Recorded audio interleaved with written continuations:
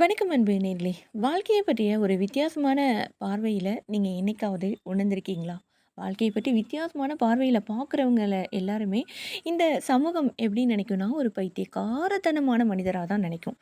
ஆனா, அது பைத்தியக்காரத்தனம் இல்ல அப்படிங்கிறத ரொம்ப அற்புதமா தமது பதிவுகள் மூலமா உணர்த்திக்கிட்டே வராரு ரியா ரியாஸ் கொரானா அவர்கள். அவருடைய பதிவுகள தான் உங்ககிட்ட நான் வந்துட்டு சேர்க்க காத்துட்டே இருக்கேன். அவருடைய பதிவுகள் மிகவும் வித்தியாசமா இருக்கும். வாழ்க்கைய பத்திய அற்புதமான அந்த பார்வை அப்படிங்கிறதே உங்களையே ஒரு முறை சுய பரிசோதனை செய்ய வைக்கும். அப்படியான பதிவு தான். இன்னைக்கு இப்ப என்ன சொல்ல போறாரு அப்படின்னா, அன்ப பத்தி அவருடைய பார்வையில எவ்வளோ அழகா வந்துட்டு விளக்கியிருக்காரு அப்படிங்கிறத அவருடைய பதிவின் மூலமா நான் வந்துட்டு உங்ககிட்ட சொல்ல போறேன். ரியாஸ் கருணா அவர்களுடைய பார்வையில அவர் இப்படி சொல்றாரு. ஒரு சந்தையின் இரைச்சலுக்கு மத்தியில அந்த வியாபாரி தன் இரும்பு தராசில் எல்லாவற்றையும் மிக துல்லியமாக நிறுத்திக் கொண்டிருக்கிறார். புடலங்காய், வெள்ளரிக்காய், முருங்கைக்காய் அப்படின்னு ஒவ்வொன்றிற்கும் ஒரு விலை இருந்தது. ஒவ்வொரு எடைக்கல்லுக்குள்ளும் ஒரு திட்டவட்டமான அளவும் இருந்தது. மனிதர்களாகிய நமக்கு எல்லாவற்றையும் அளந்து பார்த்து விடுவதில் ஒரு விசித்திரமான திருப்தி இருக்கிறது. கிலோ கணக்கில் காய்கறிகளையும் லிட்டர் கணக்கில் தண்ணீரையும் அளந்து பழகிய நாம் ஒரு கட்டத்துல பிரபஞ்சத்தோட மிக உன்னதமான ரகசியத்தையும் அந்த தராசு தட்டிலேயே வைத்து அளக்க முற்படுகிறோம். அதுதான் அன்பு. நான் உனக்காக இவ்வளவு செய்திருக்கிறேனே, நீ எனக்காக என்ன செய்தாய் அப்படின்னு நாம் கேட்கும் போதெல்லாம் கண்ணுக்கு தெரியாத ஒரு தராசை நம் கைகளில் ஏந்திக் கொள்கிறோம். நாம் கொடுத்த அன்பிற்கு சமமாக எதிர்முனையில் 1 கிலோ புன்னகையையோ அல்லது குறைந்தது அரை கிலோ பாராட்டுதலையோ மற்றவர்கள் திருப்பி தருவார்கள் அப்படின்னு மிக அப்பாவித்தனமாக நாம காத்துட்டு இருக்கோம். பிரபஞ்சம் நம்முடைய இந்த வியாபார கணக்குகளை பார்த்து மெலிதா சிரிச்சுக்குது.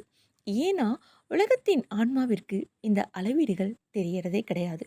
அன்பை அளக்க முயல்வது கரையின் மணற்பரப்புல ஓய்வெடுக்கும் படகுகள்ல சாய்ந்து அமர்ந்தபடி முழு சமுத்திரத்தின் ஆழத்தையும் ஒரு சிறிய அளவுகோலால் அளக்க நினைப்பதற்கு சமமானது. உண்மையான அன்பு அப்படிங்கிறது தராசு தட்டுகளை உடை தெரியக்கூடியது. அது கொடுக்கப்படும் போது எந்த பேரீட்டிலும் வரவு செலவு கணக்கை எழுதி வைப்பது கிடையாது.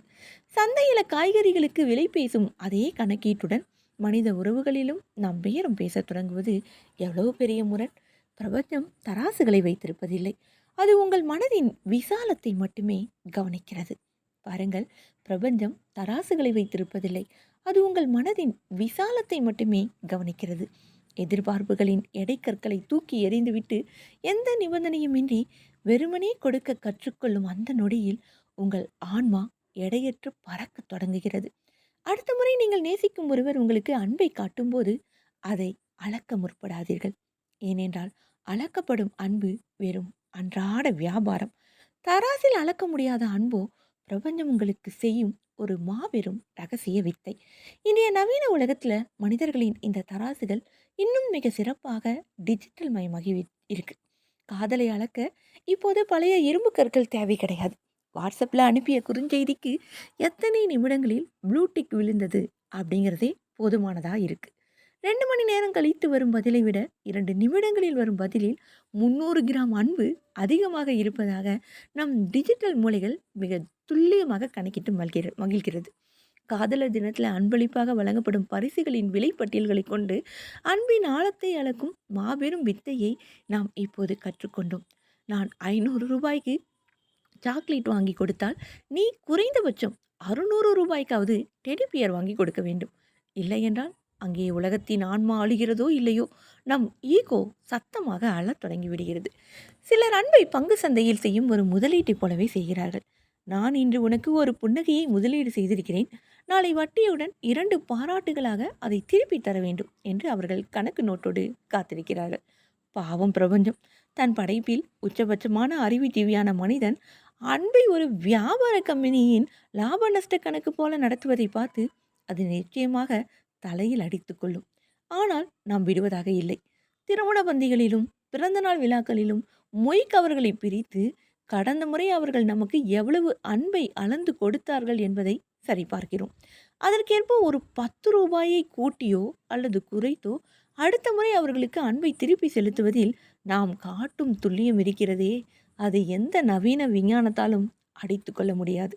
நிபந்தனையற்ற அன்பு என்று மேடைகளில் பேசும் நாம் தான் நிபந்தனைகளின் முழு பட்டியலையும் பாக்கெட்டில் வைத்துக்கொண்டு அன்பை தேடி அலைகிறோம். உங்கள் வாழ்வில் பிரதிபலன் என்ன கிடைக்கும் என்ற எந்த ஒரு வியாபார கணக்கீடும் இல்லாமல் தராசுகளை வீசி எறிந்துவிட்டு நீங்கள் கடைசியாக ஒருவருக்கு வழங்கிய அல்லது ஒருவரிடமிருந்து பெற்ற அளக்க முடியாத அந்த சுத்தமான அன்பு எந்த தருணத்தில் நிகழ்ந்தது? கொஞ்சம் சொல்லிவிட்டு போங்கள். ஆம், அற்புதமான இந்த பதிவை வாசித்ததில் எனக்கு பெரும் மகிழ்வும் ஆனந்தமும். அன்பை நாம் எந்த தராசிலும் அளக்க முடியாது அல்லவா?